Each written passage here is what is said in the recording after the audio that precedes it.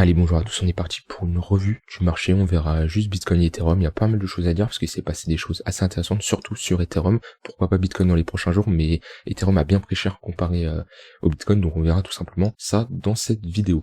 Alors le Bitcoin qui est toujours en tendance baissière sur du daily, on avait une tendance haussière, on le voyait hein, avec des creux de plus en plus hauts qu'on ne cassait pas, hein, on revenait retester les creux, mais on ne cassait pas les précédents creux, et on est revenu tester, casser tout simplement le premier creux et le deuxième creux ici.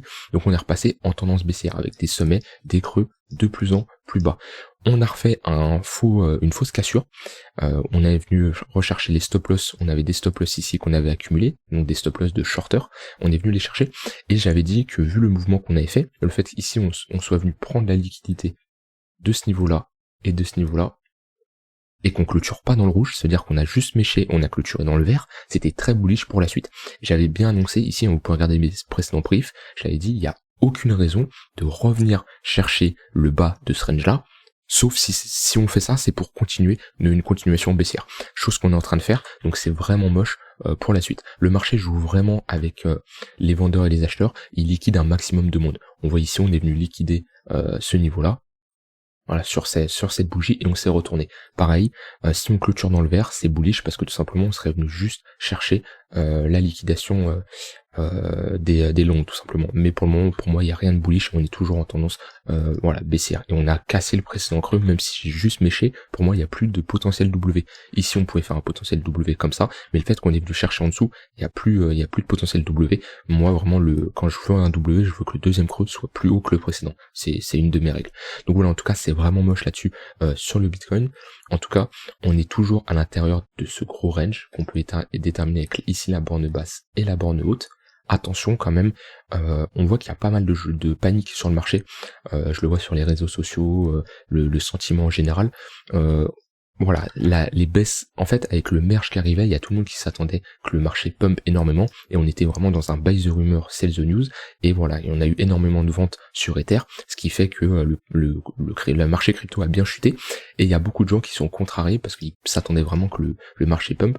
Donc on retourne en bas de notre edge, on est, si je mets notre Fibonacci, voilà, on est au niveau des 0,786, on a même touché les 0,886, et voilà, pour le moment il n'y a pas de résolution, donc d'un point de vue weekly, il n'y a rien à signaler sur le Bitcoin. Maintenant on retourne en bas du range, et va falloir surveiller qu'on ne le casse pas. Si on le casse à la baisse, on mettra hop notre extension de Fibonacci, et on aura une target au niveau des 13 000 $, ce qui ferait office de zone de confluence, avec une zone très pertinente. Là pour moi on a vraiment, voilà, si on descend plus bas, dans toute cette zone-là, ça va être une zone difficile à passer. On a le week-off check du précédent W, on a pas mal de zones de demande, on a les 118, voilà, ça va être une très grosse zone, en tout cas à passer. Hein. Là, on a vraiment un gros support. Mais en tout cas, c'est vrai que là c'est moche ce qui nous fait le Bitcoin. Après on peut tout simplement jouer avec les acheteurs, les vendeurs, refaire un W et repartir à la hausse. Et si on confirme le gros W en cassant la ligne de coup ici là, on aurait une structure très bullish. Mais en tout cas pour le moment, il n'y a rien de bullish, vu qu'en daily on est dans une tendance baissière. Donc voilà, des creux de plus en plus bas. Donc c'est clairement bullish, bearish. On voit tout simplement, si je mets notre Fibonacci, qu'on est venu buter les 0,118. Hop. Voilà, on est venu chercher les 0,118, qui est souvent une zone où si les grosses institutions, les gros portefeuilles veulent retourner le marché, c'est ici qu'ils vont le faire.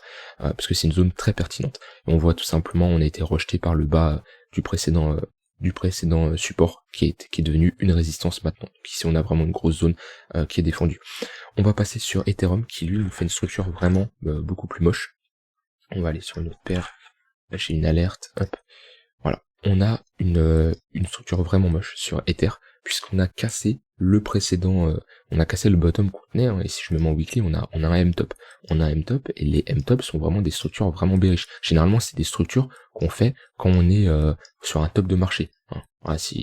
Voilà, c'est une structure qu'on fait ici. Si je me mets en tac en close line, voilà, c'est des structures qu'on fait vraiment ici.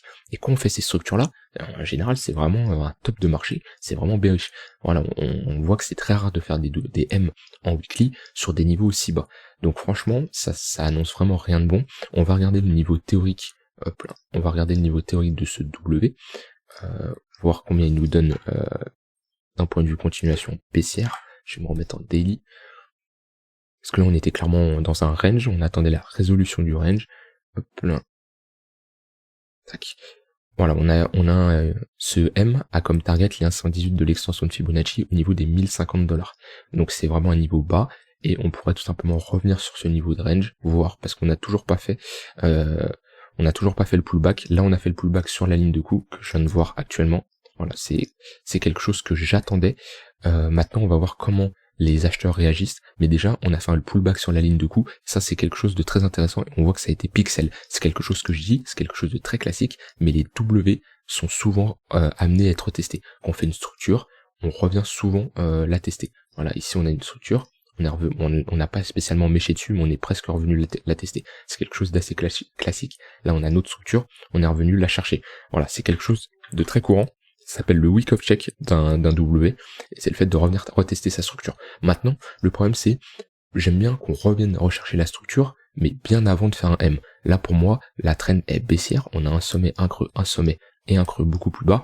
Pour moi, il n'y a pas spécialement de signal d'achat pour du trading. Maintenant, pour de l'investissement spot, on est sur des zones très intéressantes, puisqu'on a vu une grosse accumulation ici, et pour moi, mettre de l'Ethereum dans son portefeuille long terme au niveau des 1200, c'est intéressant. De toute façon, on avait vu les niveaux pertinents potentiels sur une autre vidéo pour l'investissement long terme, où on avait aussi des targets beaucoup plus basses.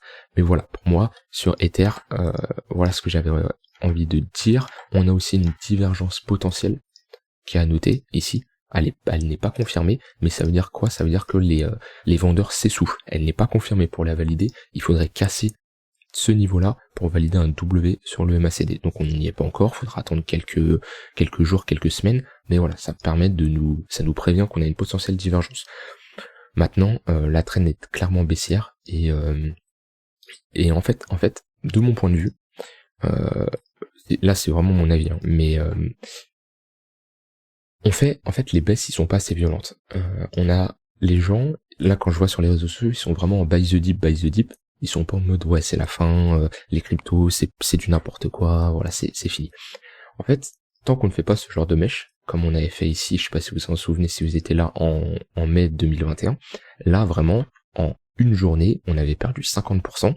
Donc là on est en weekly, mais si je me mets en daily, on a fait une journée vraiment moche, voilà. Hop. Tac. Voilà, on a fait un moins 47%. C'est ce genre de bougie qu'il faut pour faire paniquer les gens. Parce que là, en fait, on fait des petites bougies et les gens sont juste en mode buy the dip. Mais si là, on nous fait à partir de maintenant à moins 50%, donc voilà, on va chercher les 600 $, là, ça va vraiment paniquer. Si on fait ça en une journée, ça va vraiment paniquer. Et là, il va y avoir du panic sell. Et là, on pourrait vraiment être dans une capitulation. Pour moi, on n'a pas eu la capitulation.